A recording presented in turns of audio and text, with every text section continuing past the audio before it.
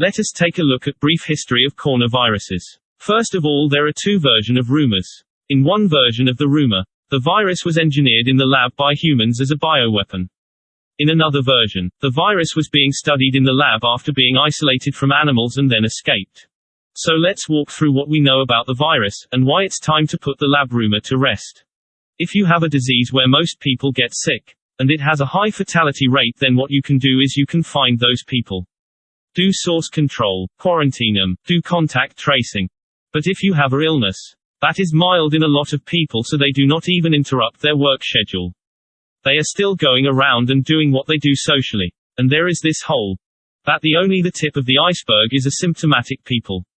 Then it is going to be extremely difficult to control. All of these coronaviruses originally came from bats, and bats have over 500 different coronaviruses.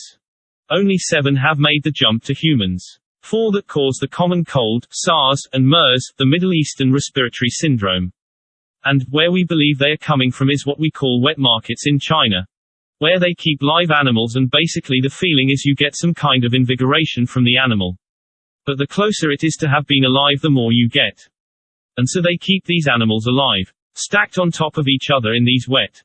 A perfect way to transmit viruses back and forth between species. And they are all closed now in China, and the Chinese government has made a suggestion that they are gonna try and outlaw these wet markets. This is really ingrained in traditional Chinese culture, and so it would be very difficult. But, if we do not close these wet markets, we will see more coronaviruses. And so, for SARS, it was from bats to civet cats, and the civet cats were actually kept in the restaurants in Hong Kong until they were ordered.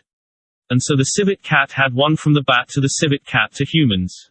For MERS, it actually went from the bats to camels. And it is the camels that are transmitting it to humans. In this situation, the highest suspect is the pangolin, and pangolins are basically armored anteaters. They are mammals. They are an endangered species, but they were kept in these wet markets, and there is a coronavirus from a pangolin that is a 99% match with this current coronavirus. So that looks likely. The sad thing is that despite the fact it is endangered species, and it is illegal to sell them in China, this is the most trafficked endangered species in the world. The meat is considered the delicacy for rich Chinese, and then the scales are used in traditional Chinese medicine. If this video has been useful to you, please like it, and don't forget to subscribe.